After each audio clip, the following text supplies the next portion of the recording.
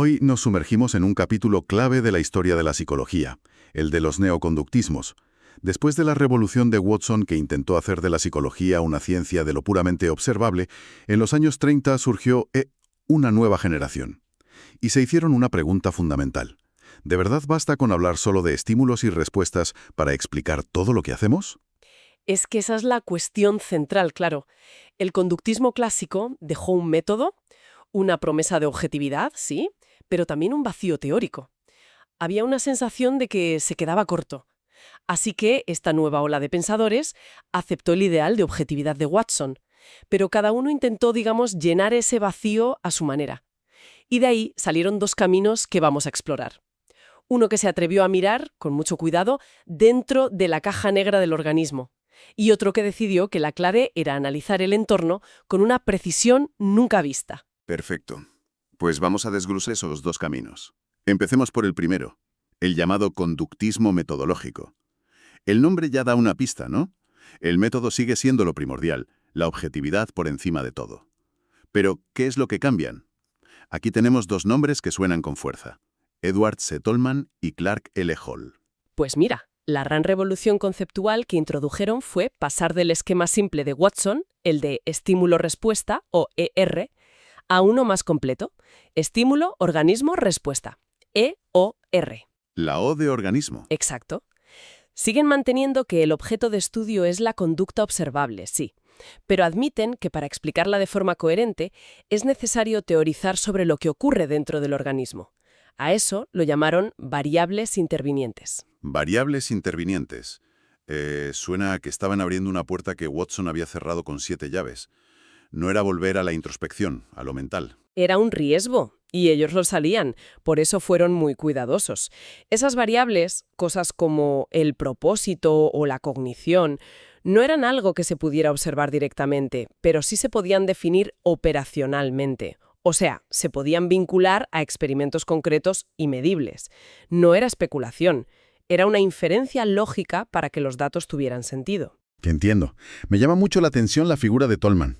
En las notas que tenemos lo describen como un personaje, alguien que se enfrentó a los juramentos de lealtad anticomunista en plena casa de brujas, defendiendo la libertad académica. Suena a que era un pensador poco convencional. Totalmente. Su psicología era tan independiente como él. Lo primero que hizo fue atacar la visión de Watson a la que llamó molecular. Para Watson la conducta eran, contracciones musculares, secreciones, algo muy fisiológico. Tolman dijo que eso era perder de vista lo importante. Él proponía estudiar la conducta de forma molar. O sea que en lugar de analizar el músculo del brazo se contrae, él veía el acto completo de alcanzar la botella de agua. Es como cambiar el zoom de la cámara, ¿no? Precisamente. Y ahí está la genialidad. Tolman decía que cuando usas ese zoom molar, observas objetivamente, sin tener que imaginarte nada, dos características que Watson ignoraba: propósitos y cogniciones. El propósito es esa persistencia que vemos en la conducta hasta que alcanza una meta. Una rata en un laberinto no se mueve al azar, persiste.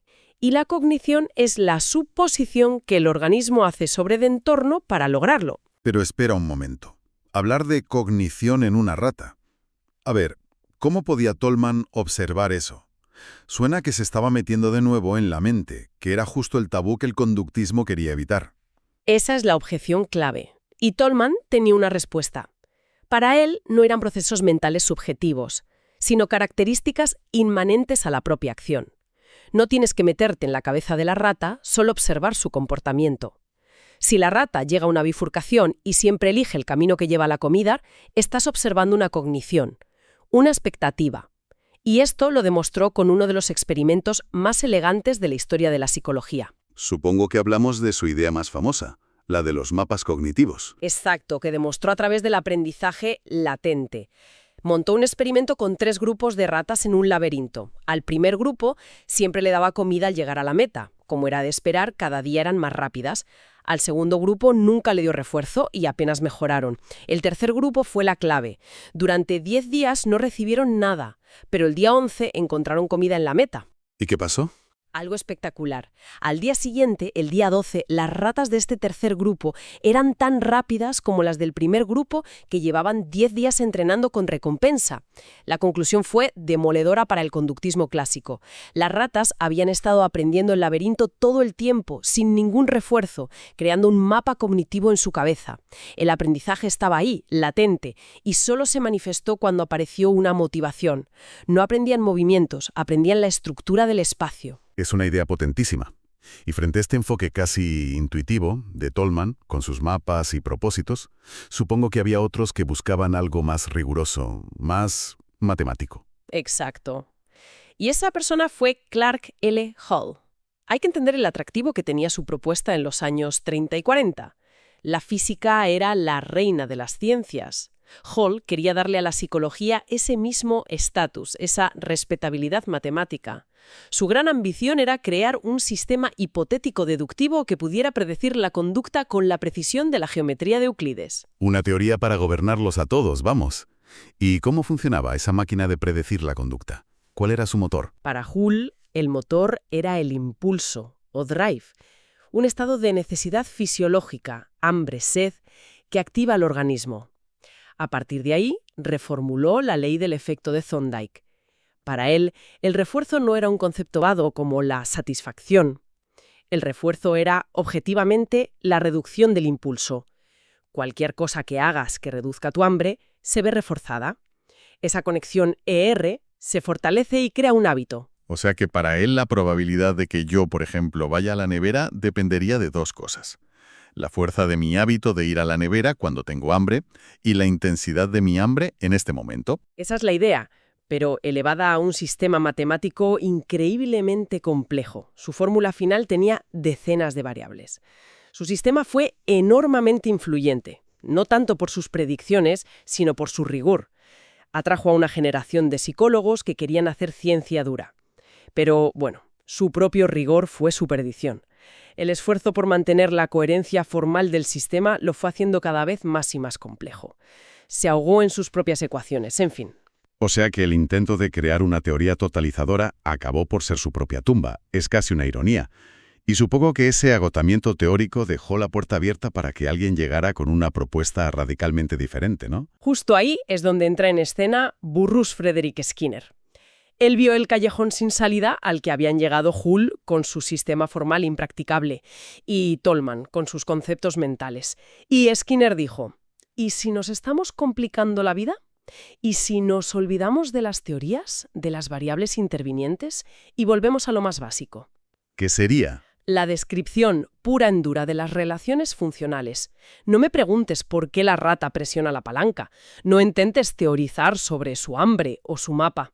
Simplemente describe con precisión qué pasa en el ambiente justo antes y justo después de que presiona la palanca. A esto lo llamó conductismo radical. Radical no por extremista, sino porque va a la raíz, a las relaciones funcionales. Para empezar a entenderlo, el texto que manejamos marca una distinción fundamental que él establece: la conducta respondiente y la operante. Es la distinción clave, sí. La respondiente es una reacción a un estímulo. Es el perro de Pavlov salivando ante la campana. La campana provoca la salivación. Es un reflejo. Pero Skinner se dio cuenta de que la mayor parte de nuestra conducta no es así. No vamos por la vida reaccionando a estímulos, sino que actuamos sobre el mundo. Esa es la conducta operante. Es emitida por el organismo y opera sobre el ambiente para producir consecuencias. Entonces, la respondiente es una reacción, como un reflejo, pero la operante es ¿una acción voluntaria? Cuidado con la palabra voluntaria. Es un concepto que a Skinner le horrorizaba, porque le sonaba a libre albedrío, a una causa interna y misteriosa. Para él, la operante es simplemente una conducta que emite el organismo y que tiene un efecto en el mundo. El foco se desplaza del estímulo que la precede a la consecuencia que la sigue. Y el análisis de esa conducta operante lo resume en lo que se llama la contingencia de 3 términos. Exacto. Primero está el estímulo discriminativo, una señal del ambiente. Por ejemplo, la luz verde del semáforo. Segundo, la conducta operante, la acción que emites, cruzar la calle. Y tercero, la consecuencia, lo que ocurre después, llegar a la otra acera sano y salvo, que es un refuerzo. Para estudiar esto con precisión milimétrica, diseñó su famoso entorno controlado, la caja de Skinner, y cambió la medida. Ya no importaban los errores o el tiempo. Lo único que importaba era la tasa de respuesta. Y a partir de esa idea tan simple, de analizar cómo las consecuencias modifican la frecuencia de la conducta, construyó un sistema con aplicaciones sorprendentes. Sorprendentes y enormemente poderosas. Definió los principios de reforzamiento, positivo y negativo, el castigo, la extinción. Pero su gran descubrimiento fue el poder de los programas de refuerzo. Se dio cuenta de que si refuerzas una conducta solo de vez en cuando, de forma intermitente, esa conducta se vuelve increíblemente fuerte, mucho más que si la refuerzas siempre. Espera, entonces, Skinner descubrió hace décadas el mecanismo que hoy usan las redes sociales y los videojuegos para mantenernos enganchados. La notificación que no siempre aparece, el like intermitente, todo eso es un programa de reforzamiento variable. Exactamente. Es uno de los principios psicológicos más poderosos y a menudo más explotados en el diseño de la tecnología que usamos cada día. Skinner lo entendió perfectamente con sus palomas. La incertidumbre de la recompensa es mucho más adictiva que la certeza. Es el motor de las máquinas tragaperras y del scroll infinito en nuestro móvil. El texto menciona aplicaciones que parecen sacadas de una película.